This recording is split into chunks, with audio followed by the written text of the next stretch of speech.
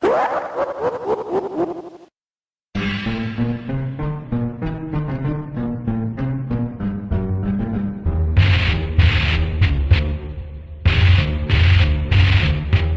on your big Hollywood sunglasses and light the torch, because it's cellar time.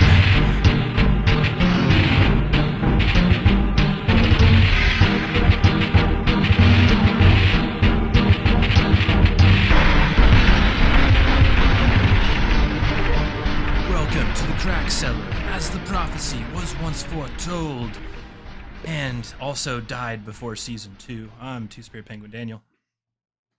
And I am Broadcaster Prime.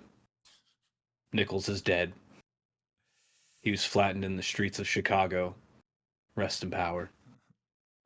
The Beast Wars have begun. They have.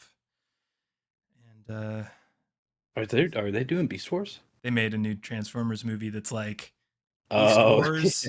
But I watched it. It's very loosely tied to what we belovedly refer to as Beast Wars. It's not exactly a Beast Wars movie like we would have preferred. I was so emotionally attached to Beast Wars, man. Yeah, I was pretty excited for it. Yeah. I remember being a kid and just seeing Optimus Primal find Optimus Prime in the I forget what it was. It was like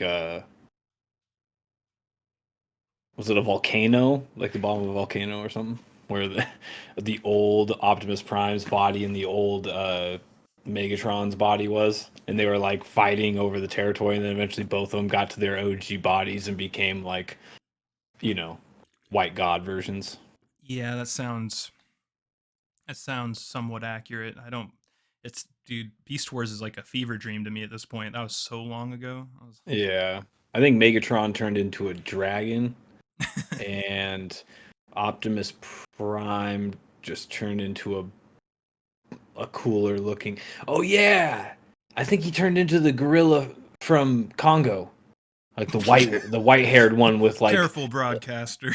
Dude, no doubt he did, and I think it had like a red chest with like a red face, so it was weird. Or no, maybe it was blue. I forget. It was pretty much like, because you remember what Optimus Primal looked like. He was just a gorilla, Mm-hmm. but then they turned him into pretty much like a snow gorilla, essentially, for his prime version. Like a abominable snowman / yeti. I wonder if that shit holds up as an adult. Check it out. I wonder if there's a Blu-ray. Probably not. Yeah, it might be a little too ancient. I know the OG Transformers is really dated. Just seeing those like purple cubes on the conveyor belt, they're like, yes, we've stolen the Energon. Energon. Yeah, I feel the same way about the original Gundam. Every once in a while, I'll fire up the original Gundam, and I'll just be like, "Oh, this is just too fucking old." It's just Mobile Suit for sure. Yeah, it's just like yeah. Mm-hmm. It's kind of crazy to watch the later stuff though. That's in the I forget what they call it. It's like UC versus AC, right? So there's Universal Core Universe, and then there's the alternative core universe, which is like Gundam Wing, G Gundam, all those other things, right? Yeah. But like the later UC stuff has actually come a long way. I think they came out with one on Netflix. It's like narrative. That's technically in the UC universe, I think. Which universe was the Iron-Blooded Orphans? I think that's its own. I think that's like the Gundam Wing core, like where every story is its own thing. Yeah. All right, well, we're not here to review Gundam or Beast Wars. We are here to review the latest attempt by Disney to not suck at making Star Wars, known as Ahsoka. And Broadcaster, did you watch Clone Wars? No. Well, hold on. Okay. I watched The Bad Batch. Okay, yep. And I watched parts of the Clone Wars because I have it all downloaded legally, of course. Mm-hmm. And I don't know. I'm not into cartoons like of that. That's the main reason I didn't play Wind Waker.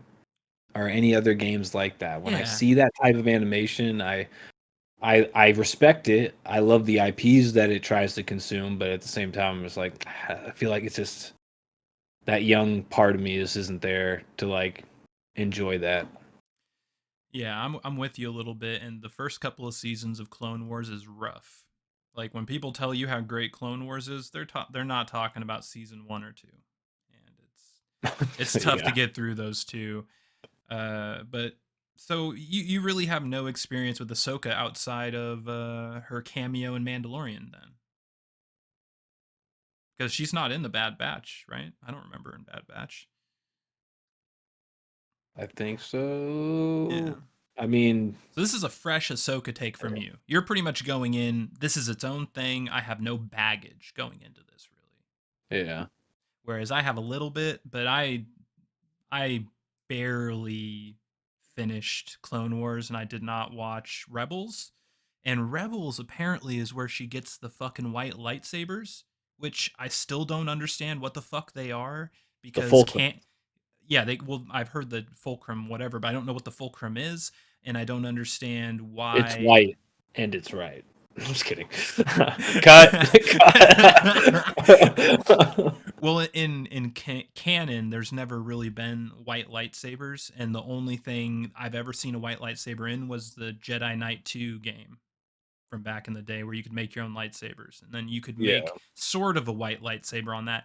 But still, like, it's a little weird that they came out with that and didn't explain it at all.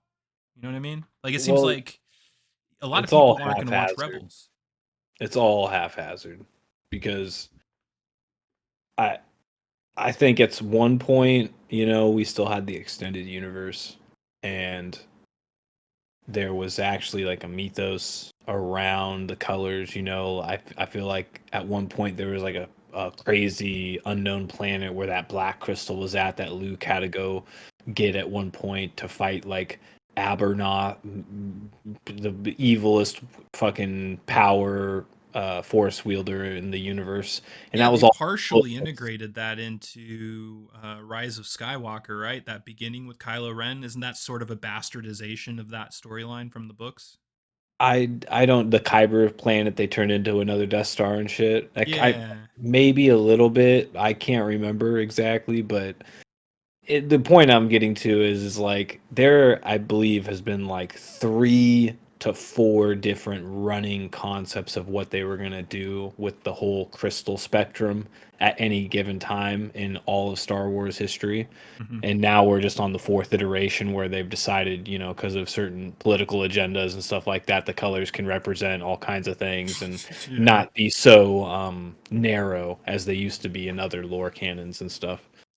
So Yeah. Lightsabers are a spectrum, you bigot. yeah, but Um, the white lightsaber in particular, which I mean, whatever is seems to be like standing out just like the dark saber a little is, bit, yeah. It doesn't seem like a so real lightsaber. It seems like some yeah. sort of weird offshoot. But Yeah. again, All they the don't other explain colors it. are just throwaway. Besides the guy, the bag Balin, Lord Balin, Hmm. him and his apprentice had orange lightsabers or orangish red lightsabers. So um that was probably the most unique color I've seen outside of the dark saber and the white saber, to be honest. It took me a while Yeah. to notice, but I realized they weren't red lightsabers. Yeah, they're like blood orange. Yeah. Yeah. So anyway, this is pretty much a Star Wars Rebels live action show, as far Yeah. as I can tell, because Yeah, I all the watched it. characters in this show, Ahsoka Tano, Sabine Wren, Harrison Dula, Ezra Bridger, all of them are in Rebels and are not in Clone Wars. Well, other than Ahsoka. But again, this is a different Ahsoka. The The Ahsoka I Snoka. there's a Freudian slip. She's a Snoke clone, dude. The Ahsoka I know used green lightsabers, and she was just a normal Jedi Padawan and did not act anything like this version of Ahsoka, who's more like a wise Yoda figure in this show, where she was a kid in Clone Wars when I saw her. Yeah. And then I think at the She's end of yeah. Clone Wars, she got like blue lightsabers, but she never. this whole fulcrum thing, everything you really need to know going into the show is not provided by Clone Wars at all. So you really needed to watch Rebels to go into this with an agenda of any kind. Yeah. AKA the member berries that might bump up your score a couple pegs because you loved Yeah. Rebels. I mean, I already know that anybody that would listen to this and has watched Rebels will disagree with me, but not watching Rebels and kind of just looking at the game board, I would imagine they're like Ahsoka's the closest female character they have to a Luke type character, you know, Sure. where he's good side on the light side, really powerful, still he's pretty young, so can appeal to multiple crowds. So it's not like an old Obi-Wan character or Darth Vader where he's pure evil or something like that, or she's pure evil like that. So I think that's probably where they're trying to go. That's why you just see this, even barring Rebel aside, I think that's probably where you get that feeling of like, damn, why is she just like this wise patron figure all of a sudden, like has dual white lightsabers? Because they've put her on the express train to be like, up there. Yeah. So clearly whatever happened in Rebels had huge impact on Ahsoka Tano, whatever it was. Because she ain't Snips anymore. I don't know what happened to her, but she's different. I think Rebels, I did a little bit of reading a long time ago. I think Rebels ended with, or kind of the later part of Rebels is her getting the fulcrum. So it kind of ended her turning into this, upper, stepping up in power class. Yeah, and then there's Grand Admiral Thrawn, who's the villain. Well, one of the villains, the main villain. I will say the highlight of this show for me are the villains. It, I'm a I'm a villain person. That's what I like by default in motion. It's what really kind of brings me into shows. A good protagonist is great, but I'm always more concerned with the antagonist, which is one of the reasons I fell in love with Star Wars, because Darth Vader is literally one of the greatest antagonists of all time in cinema history. Now, we have the two non-Sith but Sith Force users, Balin Scroll and Shin Hati. I liked both of them, and I usually don't like the plucky girl sidekick character, but she was good. I liked her. I wouldn't describe her as plucky. No, but she had a weird attitude that kind of she had played school good. shooter attitude, dude. Yeah, She yeah, had like female school fucking shooter for sure. yeah, it was very And weird. Balin Scroll, I don't even know really how to describe him. He is just like one of the coolest not Siths ever. He just had like this sort of James Bond debonair to him, which you don't see. That's the Irishman. Mm-hmm. And then Thrawn, I was a little disappointed with because I've heard nothing but how great Thrawn is from people that watch Rebels. Oh, you gotta watch Rebels. Thrawn's the best. Blah blah blah. He was he was okay, but nothing special. Well, his attitude in the series seemed to be like coming from feats off the screen. Like he really showed up thinking everyone would just understand like how much of a badass he is, and I mean that's kind of cool, but at the same time, the Thrawn I've seen, which is from clips of Rebels and from the front covers of books from the extended universe and shit like that, that boy is about half the size of this fucking Thrawn we got. That boy was a chunky monkey fucking in this series for sure. Like, yeah, he was way thinner in the promo pic I saw, which was animated. I saw some picture of Thrawn a while ago, and he was very thin. Which I think is kind of crazy that they can, keep the belly on somebody that's supposed to be thin, but they'll fucking shroud Rosario Dawson's fucking huge mungo fucking tits with heavy blankets the whole series, or like I forget what they did to Namor in the Marvel movie. They shrunk the dude's package because it was too big for the on screen. They're like, we got the funniest story of all time. Every time I hear that, dude. I'm like, so why can't we make a little bit thinner Thrawn here? I know you guys got the tech, all right. I'm just saying, it's not a big deal. Yeah, I'm sure the guy that plays him wouldn't mind. Yeah, for my money, Thrawn was probably the worst villain of them all. I actually liked the Night Sister witches or whatever a lot Yeah. too. Like, especially not the one that's the main character that sort of was like guiding the whole thing, but the three that they find on the planet after they ride the space whales. Oh, the Great Mothers. Dude, though that was Yeah. some badass shit. Like the way they did their magic, and like when they made her one of them. Remember when they rewarded the other Night Sister to become a great mother like them? That magic Yeah. spell they did in Throne of Thrawn. I loved how Thrawn like looked at him like, show me what you do," which is it was fucking badass. My favorite one was when Balin was watching the main witch just like activate the map, and he looks at the beam hitting the universe, and he just squints his eyes, and he's like, witchcraft. Yeah, I Yep. was just like, I feel you, brother. I feel you. That was Yeah. probably my favorite line. Yeah, I think the weak spot of this show is all of the fan service for Rebels, and that's coming from someone who didn't watch Rebels. So all the stuff where we see Harrison Dula kind of arguing with the Senate, and then like C-3PO showing up, which Is it me, or does Harrison Dula, which again never watched Rebels, barely watched Clone Wars, don't mm, know who this character is? I know that's fucking what's his name that plays Obi-Wan's wife, who is like Ramona from Scott Pilgrim Saves the World. I recognize her. oh, that's where she's from. I knew she looked Yeah, familiar. It's Scott but Pilgrim. Yeah. I can't, and she's beautiful, but I can't get over how fucking ugly that character looked. Like there's something off about it. Like I'm like just not like for the tentacle thing. I'm like, why does your prosthetics look so much worse compared to like Ahsoka's? You know, like especially when they were standing next to each other, it was just kind of jarring. She kind of looked like a really good cosplayer at a convention, and Ahsoka looked like Hollywood budget, believable Mm-hmm. alien type shit. Yep. I I don't know. That's She what came off to me. I don't know. I didn't think she was great acting in the role either. I don't know about you, but in terms of bad acting in this show, Harrison Duel is probably at the top of my list. She just had terrible scenes. I don't know if it was Yeah, her. It's like all of her eh, scenes were might like have been both. meh. She had no cool fight scenes. Her character's not really a fighter from what I could tell in the series. Like Mm. all scenes that really stood out to me that were just complete garbage from just a directing standpoint where she like lands on the planet with the kid, the guy, the other Jedi that died, not Ezra, but the other dude from Rebels, the guy that trained Ezra, his Yeah, kid, Jason, I think is the I kid's think his name. name was Kanan or something like that. Yeah, It's like an Arab name, something yeah.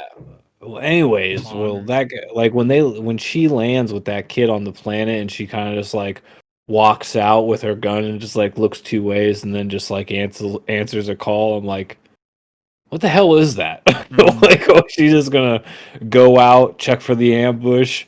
Okay, we're clear. I'm gonna make a phone call in the middle of this thing while the kid hangs back. It just seems like a really weird thing when if she's worried. I don't know. It's all petty shit, but it just seemed Mm. like from like an actual realistic standpoint, I'm like, why are you doing that? She put her kid in a lot of danger, and That's her kid. Oh, so yeah, she's the mom. I God, maybe I totally misread that, but I thought that was Harrison Duel's kid that she had with her. It seemed like it. I could be Okay. wrong about that, but either way, she was putting that kid into a lot of danger that seemed unnecessary. Like, why did the Yeah. kid have to come? I don't know. Like, maybe there's a reason that I'm just unaware of, but Yeah. Yeah. There's really good parts though. I mean, there's a lot of solid parts in the series. I yeah, especially liked the whales, that the was my favorite hyperspace part. whales. And I knew That you was would like it too. I was yeah. thinking Nicholas won't be able to poke holes in this part. This is just good old fashioned sci-fi right here. Yeah. That was pretty, especially when I was always the whole episode. I was wondering, I was like, I wonder if we're gonna see him like jump to hyperspace, and I was like, how do they do it? Oh, their butts, they fucking, their squid butts go boom. Hmm. That's fucking hilarious. I Yeah.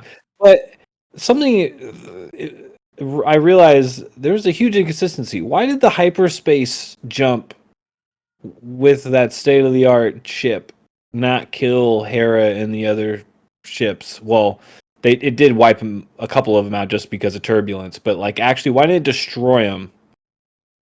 Like in the movie, when they used hyperspace to like directly cut through a fucking spaceship, like it should have obliterated them, right? Well, I Turn them think into space dust. I honestly think that that's Dave Filoni throwing a little shade on Rian Johnson. If I were to guess, I think Uh, he's sort of being like, "Nah, bitch, that's not how it works. Let me show you how it works now." okay, that makes But sense then, because because I was scratching my head at that for a second. yeah, you really kind of have to discount Last Jedi as non-canon because there's too many things that happen in that movie that just go in the face of everything else. So yeah, that's what I'd say.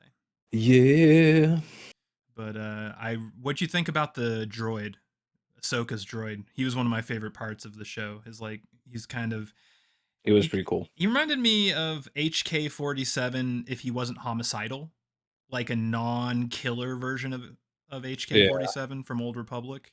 Like he I can had see the that. attitude of HK, but without the kill all humans part of it. What do you think he sounded like? Um, Because I couldn't. vaguely familiar. It took me almost the whole series, but then it dawned on me. I was like, are they digitally using the old Ben Kenobi's voice from the OG's films? Because if you go What? listen, yeah, go listen to it. Really? It sound like soon as Ben Kenobi popped in my head, like I was like, oh shit, that's a digital Ben Kenobi. You're talking That's what. about the OG Obi-Wan, right? Yeah, not a I did not the pick up on current, that. not the current one. Let's just Hmm. say that the one from the original trilogy. Yeah, Yeah. interesting. Or sorry. Yeah. Yeah, yeah. Yeah, that's a good way God, to it's been look at so it. long because I was like, wait a minute, same guy was in the prequels too. Yeah. It's kind Yep. of crazy, man. The Obi Wan Kenobi we have has been Obi Wan Kenobi way fucking longer than the OG one ever Hmm. was. But in my mind, that guy's never gonna die. It's weird. Yeah. Surprised they didn't Yep. digitally put him into the old episodes. That would have been wild, dude. Yeah. Well, I'd actually those probably pay to have those because that'd be pretty funny just to watch and drink. yeah, those old-timey ones are going to be tough, but anyone that's like did a lot of work after the year like 2000, they're going to become an AI representation someday, like it or not. You know, Oh yeah, for sure. eventually it's just all over. That's why the SAG-AFTRA I strike was so contentious this time, where it lasted like 6 months, is because the actors and the writers know they're fucking on the way out. with They digital know rights for sure. they're Yeah, they it's already fucking see it, and they're trying to do whatever they can to get what they can now before it's all over. But man, it's coming. yeah. I it's weird. If we're in a simulation, things always get balanced out. Things get nerfed. AI, it's really that powerful. It'll get nerfed. Hmm. No doubt about it. Because there's always like a renaissance, like whether we like it or not. Like I imagine, like if AI really takes off as much as it looks like it's going to, I can't imagine like after a few decades of that, people won't start to yearn like almost finding aged wine, like finding the original copies of something like a VHS of the original Star Wars trilogy and seeing how before it was digitally edited and seeing all the actors without the all the remastered shit. Hmm. Be like everyone will want to start to see that version of it all of a sudden again. Yeah, but I feel like we're conditioning people right now to accept, like we were just talking about Call of Duty and how they release a new Call of Duty every year that's like 2% different, and they charge full price. That's coming to movies someday too. They're gonna find a way to sort of They already really do that, don't they? AI news With stories like, and then AI the characters and represent them like with CG or whatever, and then they're gonna still charge you full price like it's a new movie. I think that's coming. yeah, I Like just I imagine, I barely watch entertainment now. but you're in the minority, dude. Most people are watching more of it than ever before. 99% of people, dude. It's it's proliferating, Really? dude. so many people have every streaming service. It's I talk to people all the time that pay for every single streaming service. yeah, I feel like those people are the minority because every time I like go to Well, talk about a movie or a show, and keep in mind, I barely watch any of it. I owe like 90% of the time. I always get, oh, I haven't seen that. I haven't seen that. Like in a row, in a row, in a row. I'm like, damn, man, I feel like a fucking loser right now. Everything I'm talking about, you've never even seen. It's like, I'm, I always get that when I go out. So I don't know. I don't know. I personally, I think all of it's just trash. And it It was trash is. before it was trash. Like we were in like a sequel hell for a long time, and then the subscription service slowly started up, and it just kind of turned into chaos. There was like kind of a like, little bit of a golden window in there when we were getting some good shit, but Yeah. I don't know. Yeah, it's tricky, man. You just have all these forces trying to streamline and sort of monetize while also sort of um what's the word?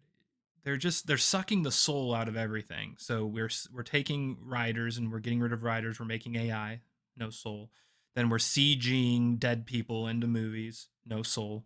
And that's just the beginning. That's just now. Now you kind of take all these things and you push them 30 years in the future, and it's hard to imagine that there isn't just going to be movies full of dead people written by robots. It just seems inevitable. Like is inevitable Skynet or anything else. I think it's going to happen. Yeah. It's just it would be weird to see it play out because I feel things need to have a tangible representative in the world, So when it comes to like Hollywood entertainment, so when you go to see certain movies and stuff, you're looking at Tom Cruise, for instance, and Tom Cruise is a real person. You could go meet Tom Cruise potentially, but not like in this theorized world where we're talking about dead people. I just don't see how the fame sticks for too long. Maybe they can just pump them out so fast that fame is just manufactured so easily that they can keep up the pace. But I feel like without actually knowing these people are out there and are just like you, it kind of kills the whole Hollywood larger than life entertainment bubble where you see the guy doing action moves and stuff and you're like, dude, that's badass. I could be Mm-hmm. just type of thing, like it kills from a kid's perspective too, because well, not so much from a kid's perspective, maybe from a later adolescent level when you start to open your eyes for the first time and you're like, well, I want to start like imitating some of these people that I idolize. That won't happen all No. of a sudden because those people don't exist. There's no representation of other people trying to imitate them in the world because they're cartoons. Kind of like how you don't see people trying to be Ed Oh. and Eddie or Dexter's Laboratory But they're or not going to be cartoons forever. That's my point. Like right now, you feel like they're cartoons, but when they put Grand Admiral Moff or no Grand Moff Tarkin in Rogue One, that was what 10 years ago when they did that. Maybe 8 years ago, something like that. That was yeah. pretty good, and that was 8 years ago. And I guarantee you, if they tried it now, it'd be way better. And I guarantee you, in 10 years from now, it'll be even way, way, way, way better than now. It's just a matter of time. And just a little food for thought: Bruce Willis has already sold his posthumous rights. So he's already sold the rights to his image and voice for whatever under the sun as soon as he's dead.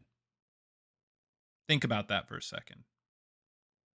Someone gave him a boat ton of money. They backed up a Brinks truck, not for him to do anything now or anything while he's alive, but to use his image and voice in the future. They're already making deals, dude. So it just feels super inevitable to me. Man, time's not gonna move on anymore. Nope. Like, how are you supposed to have superstars anymore? Like, no one, like, we never cared about the actors in Gone or Dust in the Wind or whatever the fuck it was called. Everyone is the superstar now. Everyone is so special. Everyone's going to live in a little matrix bubble where the AI tells them they are Neo, but guys, meanwhile, they're the battery that Neo's trying to save. you hear that, audience? We're superstars. Give us some superstar sponsorship ad revenue. So getting back to Ahsoka, what did you think about them referencing Scion from KOTOR 2? Did you catch that?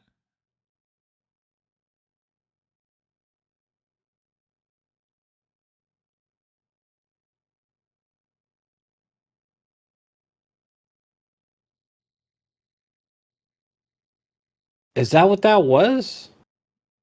When he got cut and the dust left? Or the black spirit left? Is that what you're thinking? Uh, I don't know, but as soon as I heard them say Scion, my fucking eyebrows peaked up. His name wasn't Scion. I thought it started with an M. I thought it was like Well, Murdo or no, something. no, no. The three Sith from KOTOR 2 were Darth Treya, Darth Scion, and Darth Nihilus. Oh, That's the Neelis Sith. That's the was, Sith yeah, Triumvirate, is what they're called, and yeah, that was a direct reference in this show.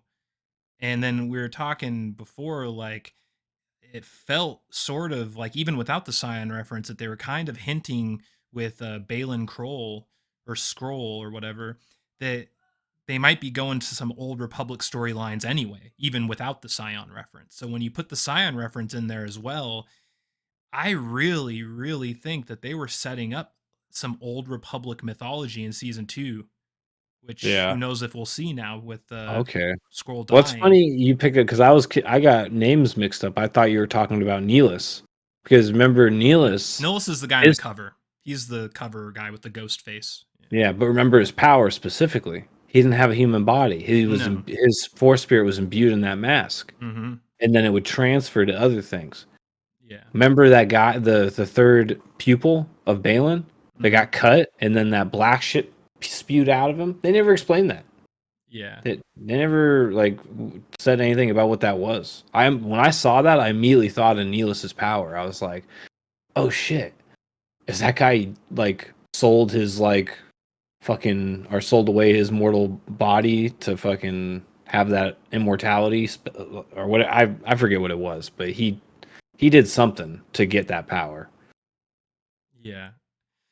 I don't know. But it's not a super solid reference, but it is interesting that the weird sort of non-canonical spaceship that we get that we've never really seen anything like, that is designed to go to a ancient solar or an ancient galaxy that they don't think they've ever been to or whatever, is named after Scion, seems super super weird to me. Like, there's no way it's an accident, right? They didn't just accidentally name that ship the Eye of Scion. They couldn't have, right? What are the odds that that's an accident? I don't know. I don't know. I'm not that big of a Star Wars nerd to know. Well, To I'm be I don't completely yeah, honest. I am. I kind of stepped back after the new trilogy came back. Came out. I realized it was just.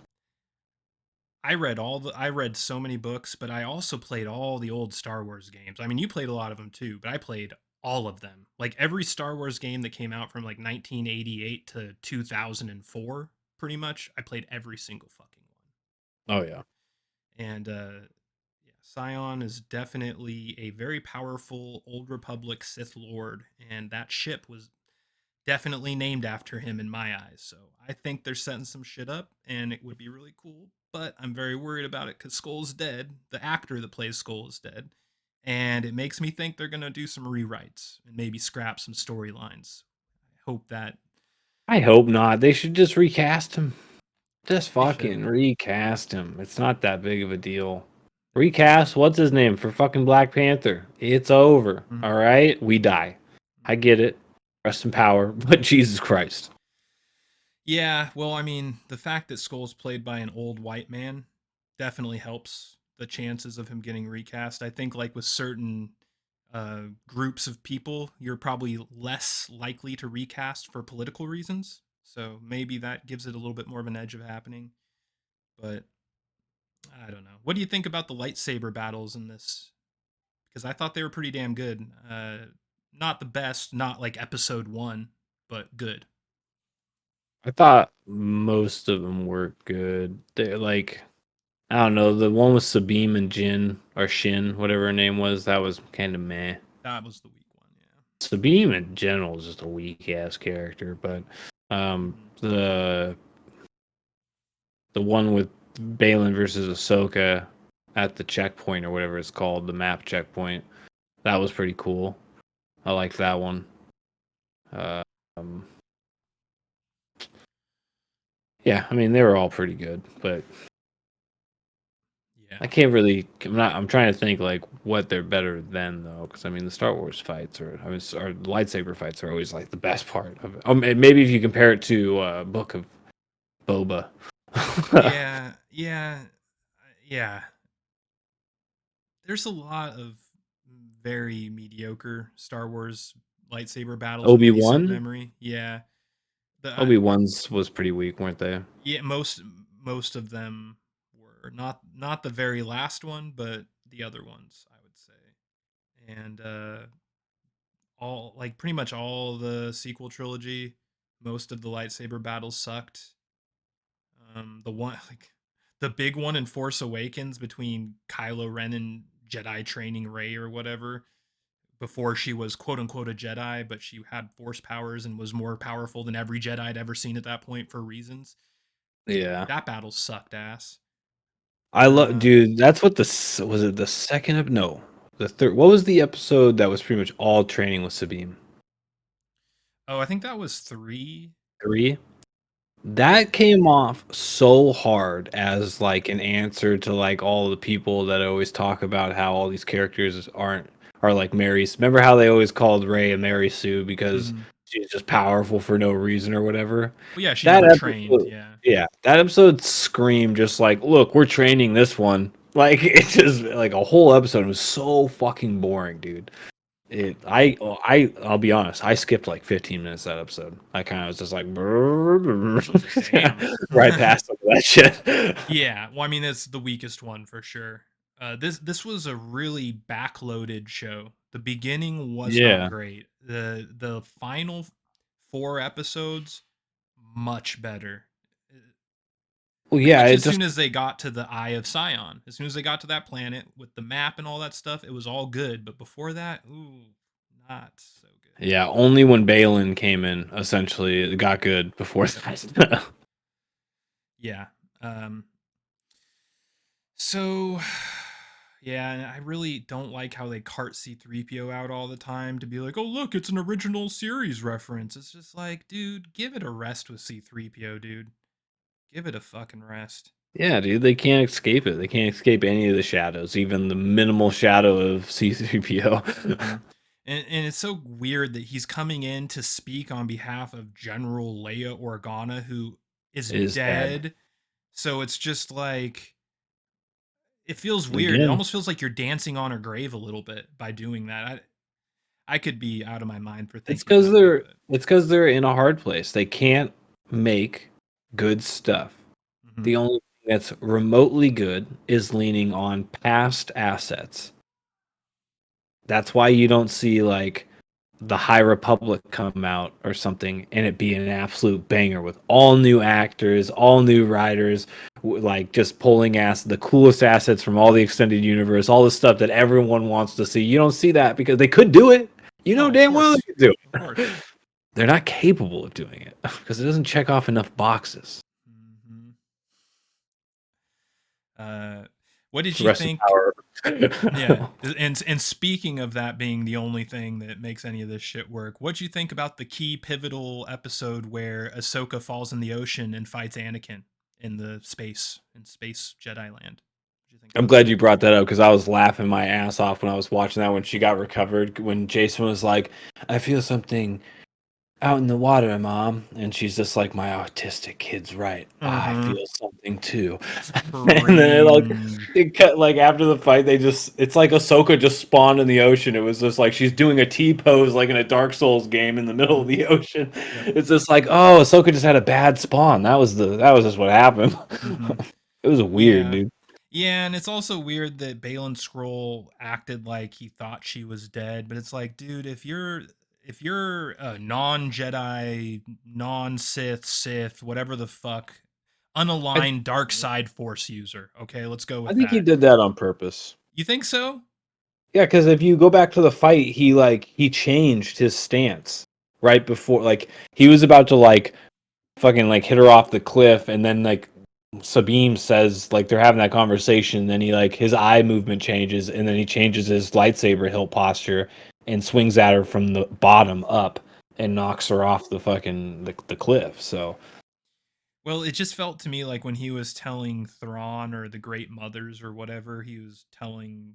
Well, they were like mad at him, right? Because they're like, "I thought you killed her. I thought she was dead," and he was the like, great mothers. I don't know. It felt weird. Like it felt maybe he was just lying to them because he didn't personally care if Ahsoka died. He just wanted to get to this planet so he could find fucking Darth Nihilus and become a Sith Lord or something. I don't know what the fuck his I plan was, but I personally think he was on the track of being a good guy. really, I think he, yeah, that's where all the hints kind of pointed to, like his Padawan or his apprentice Shin kind of looked at him a couple times when his like when she was asking his like motives. He kind of looked at him with like confusion, like that's not the absolute type of way to go about it, you know. And then also it seemed like Thrawn kind of detected his more mm-hmm. humane reasoning behind bringing Sabine along, other than the fact that it was just convenient that Thrawn would like to have her. Yeah, You know, it was quite obvious that Thrawn they directed Thrawn to look like he was seeing through Balin's excuse. yeah, So definitely. I think that was all there to kind of illustrate that Balin's kind of a good guy underneath it all, and that he Okay, ultimately, if he would have stayed alive, Ray Stevenson would have stayed alive, that he probably would have, you know, you probably would have got the explanation of why he didn't kill Ahsoka, you know, and then that would ultimately will probably turn to like him having a good person, a good guy fight with a villain with Ahsoka or something. Who knows? yeah. I mean, I agree with you in principle, but there's one line that really made me think that he was not a good guy. And it's when his apprentice was like, "Hey, we're about to win. We're about to, seat a new emperor and have the empire come back and we're going to have power." And he like looked her straight in the eye and he's like, "That kind of power is fleeting. What I seek is ultimate power," or something like that. I don't know remember exactly what he said, but he made a statement similar to that, which like good guys don't usually talk about getting ultimate power or like, you know what I mean? Like it's just sort of the type of line I usually hear from a really high level antagonist, not a protagonist typically. But, Yeah, you could be but right too. You could be right yeah. too. I mean, he is kind of like he is a Sith at the moment, you know. So I mean, he still Kind is of. in his evil ways, you know. So I mean, I can imagine a guy like him saying something like that. But They never also, if call him a you Sith, and they like I think that at one point he specifically says he's not a Sith. I he says he's swear. not a Jedi. That's what he I says. remember him. Okay, maybe I'm confused. And that's in the first episode. He's like, "We're no Jedi," and Well, I know then he says that, but I yeah, feel like I remember at some point him saying he wasn't a Sith either, but maybe I'm wrong about that. yeah. You But watched at the it same, more recently than me. I watched this like as it came out, so it's actually been a couple months or whatever since I've yeah, watched it. that line also came off as him kind of like sugarcoating his ultimate goal with his apprentice. Because Hmm. I think his apprentice is more evil than he is. I Oh, think they for sure. illustrated that quite a bit. Hmm. She's unstable. Yes, definitely, She so definitely. yeah, I think that was kind of because I don't know what his ultimate goal is as a character, but I'm sure he probably maybe sees some glimmer of hope in Shin, or maybe is just using her as a cover as like an actual Sith with his apprentice type of thing. I'm not quite sure. Yeah. And also, like, uh, didn't didn't the droid that builds lightsabers, didn't he say something about her lightsaber that was like weird? Like it's in the shape of how they build the Padawans lightsabers or something. but They were. I but he think it. never saw that particular one, and then he moved to Balin's, and he's like, "There's only one person I know that's ever had this hill, and that's Balin." So the Yeah. first hill, he kind of like says something that's kind of, I don't know, maybe it's illuminating to a future development in her character, but maybe she was a Padawan at the school, potential Padawan survivor, and that's how Balin even knows her to begin with, because Balin was an instructor at the school. Well, So she seems a little maybe, too young, honestly, because I don't know. yeah, Because I like don't know. you'd need to be kind of Ahsoka's age to be a youngling at that time. I feel like, but the timeline for Maybe she Star was Wars an is so infant muddy. then. Maybe she was Maybe, in the ward, when it was sacked. maybe it's possible. It's definitely possible. But well, so what do you think about the ending? Because it wasn't great, but it's a weird ending. I like the episode before the ending, the second to last episode. That was my favorite episode, I think, of the series. But just in general, like, what do you think about the whole Ezra Bridger, the other planet that they were kind of exploring with the weird Ezra turtle people? Ezra Bridger was a letdown. Mhm. I was expecting like some type of Luke Yep. Skywalker level type Jedi, and this guy, they did the same exact thing, dude. There was like, he's like homeless Prince of Persia. Yep. Like, He's what the yep. fuck? What the fuck is going on? I don't. It didn't make sense to me at all. He didn't even have his own lightsaber. I guess what's her name has his lightsaber, so Yeah, I don't know the that's gonna get the details whole of thing. how this whole thing got set up with them stuck on different planets. I'm guessing it's in Rebels, but he must have just got separated But from his lightsaber. also, like, aren't lightsabers aren't the easiest. I know they had a robot that could build lightsabers, but does Ahsoka just have a surplus of kyber crystals around or something? Because soon as Ezra got aboard that ship, they were like, "Let's go to the robot and get you a lightsaber built up." Must It's have. like, well, yeah, that didn't make sense to me, and Well, that I droid don't in know. general kind of didn't make sense to me. I like the droid, but it seemed weird that like Ahsoka just happened to have like the god tier ultimate training Jedi droid of all time that taught every single youngling that ever existed and knows every lightsaber. It just seemed weird that like she somehow has this droid on her ship after this I mean, much she time. was there.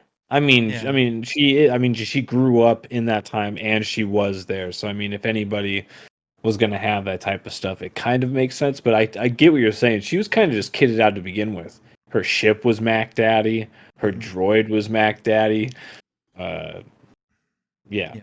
I mean, but he was just a huge letdown. And when it came to that jump, when they were jumping up Oh to Thrawn's God. ship, that I really hated just that. drove me up the wall, because I was just like, hold on, he's a senior to Sabine, right? In some, like, at least in the Jedi category.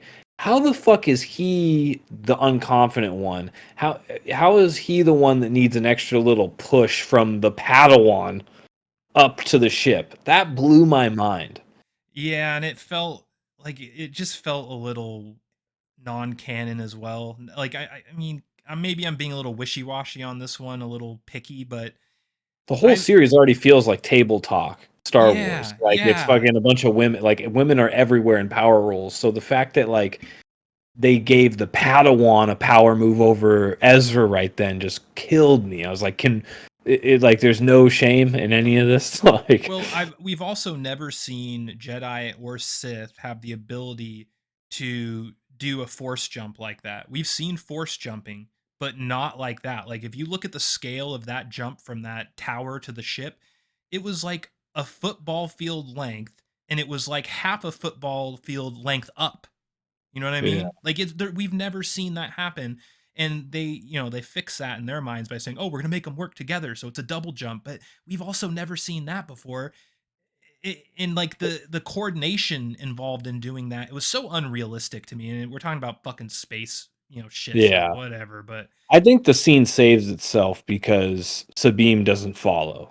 Mm-hmm. That's the only reason I didn't like out, because as soon as that happened, I was like, do not tell me this chick is gonna just do it by herself now. I would have turned the But TV off.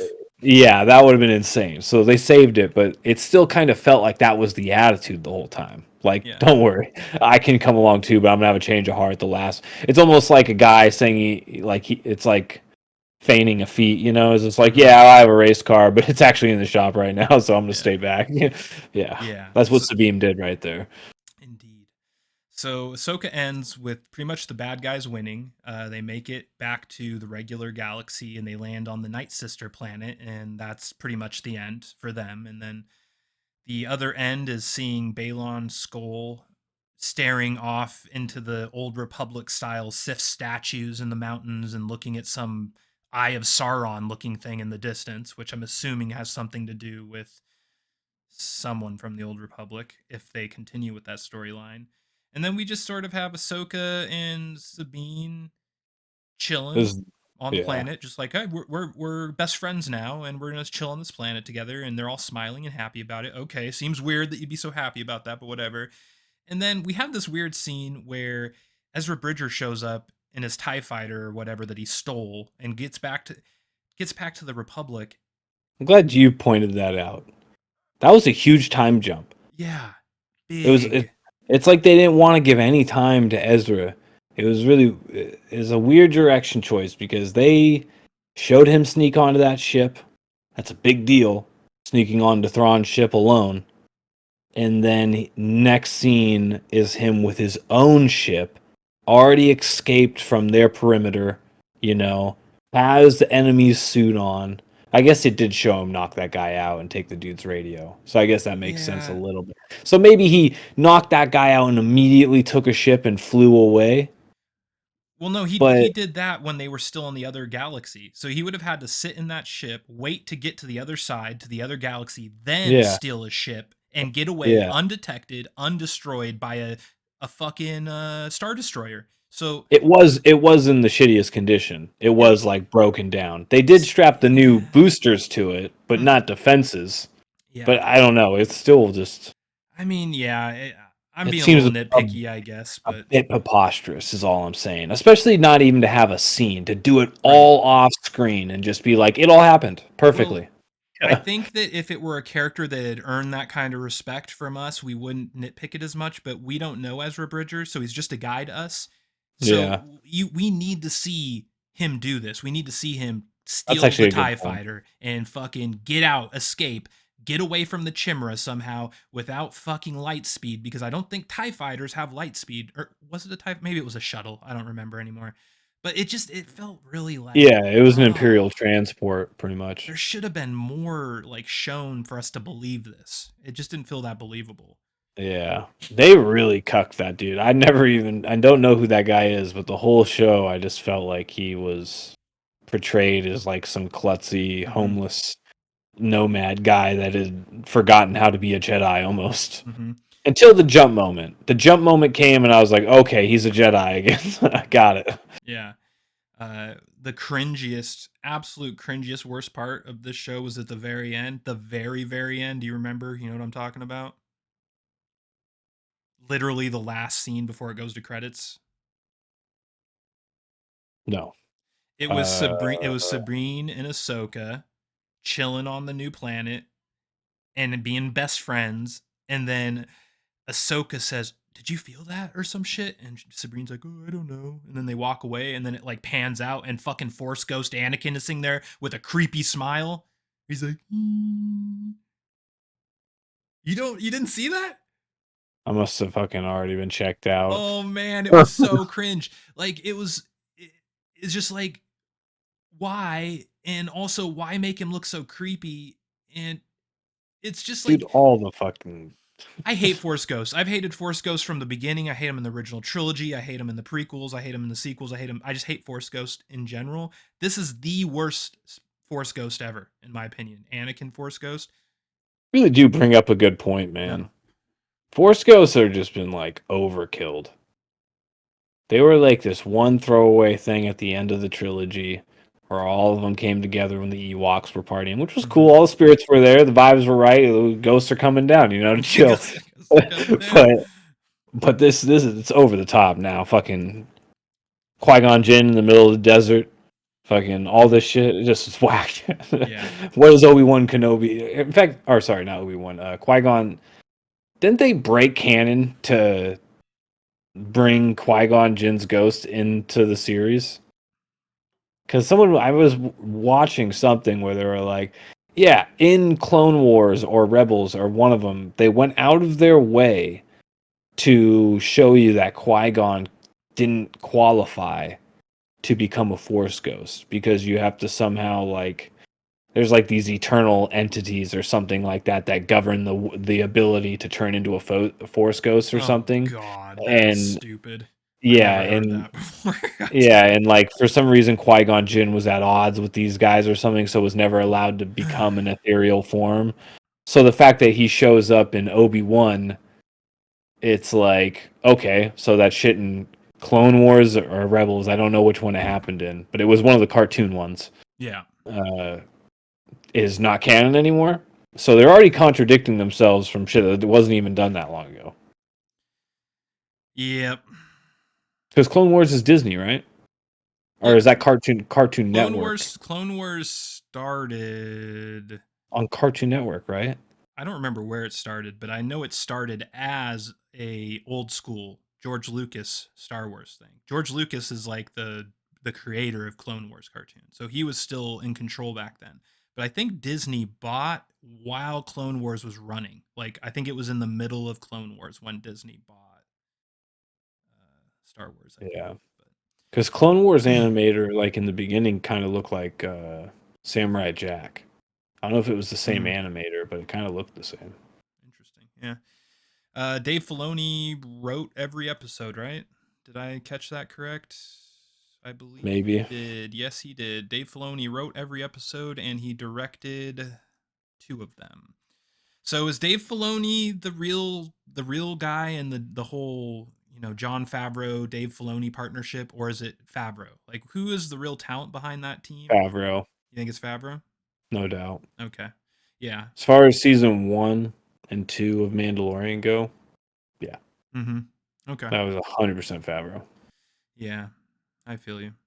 I mean, maybe Dave gave him some like writing outlines, to help him with some source material and shit like that. But as far as the energy of those first 2 seasons, that's clearly Favreau. Because as Mm. soon as Dave got his hands to do anything solo, it completely changed. Yeah. All right, broadcaster. As you know, here in the Crack Cellar, we have an official, patented Mr. Satan rating system that you yourself came up with. And on that system, in which you would never forget what a specific rank is at any time, what do you rank Ahsoka?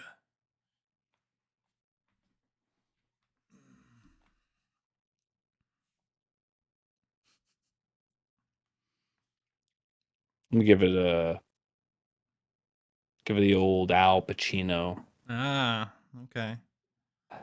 I fucked her. God, I miss old Al Pacino. I just it's meh. I can't I just can't get into this shit anymore, to be honest. It's just Too all old for so this shit. it's all contaminated. It Mm, all just has too many people trying to pry on it. I think that's the worst thing about woke politics and everything. It's not that I care about anybody's particular view on things. It's the fact that like it all has to be so perfectly just like spread out. So like every time you watch something, it's like, oh look, a perfect amount of females, a perfect mm-hmm. amount of males. Oh, like anytime there's a political scene, I don't know if you noticed that, but anytime there's anytime it Oh, dealt with yeah. I've politics, there noticed was it a in every show. yeah, there But was a yes. perfect amount of ethnicities and genders displayed on screen every single time. There was an Asian female, there was a black male, there was a white female, there was a couple aliens, there was the senator, whoever that was the prominent white powerful female. Like every time they were on screen, it was like the fucking diversity Olympics. It was Mm-hmm. just so funny. It's like nothing looks like this in real life unless you force it like that. So, Yeah, anyways, I agree with you, but I will also point out that I think Ahsoka in general is not a woke show. It I has think. woke elements, but I don't Yeah. think it's a woke show. It just like they checked all the right boxes so people couldn't come at them for not being woke enough, but they didn't go any further past the bare minimum. You know what I mean? Like they didn't go out of their way. I don't know. It's a female centric show. I mean, the three main characters essentially are all female. You got Hara, Sabine, and Ahsoka. The only male lead is the villain, or the Well, only that's two leads is the villain, and the only white person in the show is a villain. mm-hmm. Then all the other any other male character is weak. There's no strong other any strong male character. Okay. Then there's the witches, all Mm-hmm. strong. Another power archetype in the show, all female, of course, witches.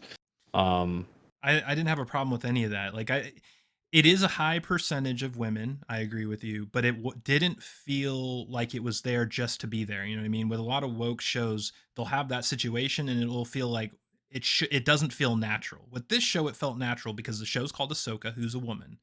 Her Padawan is a woman, which makes sense that a female Jedi would have a female apprentice. That makes sense. Witches of Dathomir, witches, makes sense that they're all women. So the only but part that I could even see even borderlining on woke would be the fact that Balon Scroll's Padawan was a girl. But even then, it didn't feel that bad, and I liked her. So I don't know. I'm good yeah, on this I one. mean, it's just like 8-2, essentially It is. ratio, and then also like But you the can't really female explain characters it are pretty good in away this one. because even in male Other than centric her. Star Wars shows, it's exactly the same. Look at the Mm-hmm. Mandalorian, Well, surrounded by female power characters. that's kind of my It's point, like, though. I feel like they did it the yeah. right way with this show. It's a female-based show. It makes sense that there are more women.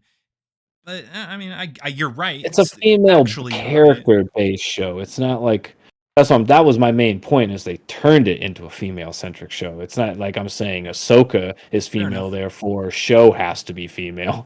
Yeah. It's yeah. Yeah. Fair enough. It's I mean, weird. I you're noticed not the stuff. It's wrong. like, You're not wrong. I feel like it worked with this show. Whereas a lot of shows, I will cry, woke disaster. But on this show, I didn't get that feeling. It kind of yeah, passed my sniff test. So. it's just hard. It's just hard for me because it's all action. Mhm. Like seeing Sabine, who looks 90 pounds soaking wet, lassoing somebody with a Mandalorian Mhm. grapple thing, and then Love it. pull them that way and not even moving at all. It's like Yeah. it doesn't even have a jetpack to help a sister. It's like, Yeah, I will oh, agree with you that Sabine is the worst part of the show in my opinion, by far. Especially the beginning, like the first couple episodes with Sabine being, "I'm a punk rock girl, but oh no, now I'm gonna cut my hair and get serious." Like that whole shit was stupid as I fuck. was But honestly on board with her until she cut her hair. yeah, That was when I was like, I'm she should out. keep the long hair for sure. But Absolutely. I'm gonna give this a Peter Stormare. I know that I'm probably shooting a little high, but I loved a lot of aspects of this show too much to bring it down to a B. I think it's a good A minus. I think it's really good and it has some problems. But man, like the good parts, like when they're decoding the map with the witch ritual, the Eye of Sion, the space whales, like there's just so many aspects of this show that I really enjoyed to an extreme degree that I'm gonna give it the benefit of the doubt. Give it a storm. Yeah. Yeah, Balin saved it. He did. Did He you was know great. that the guy that played Thrawn is Mad Mikkelsen's brother? I did know that. Yeah. Yeah, I saw a Twitter post about that before the Mads show needs even to came tell his out. brother to hit the fucking gym. Hmm. that, that boy fucking And with he that, was we'll bursting close. out of his admiral belt. And with that, we'll close out. Let's see those guns, broadcaster.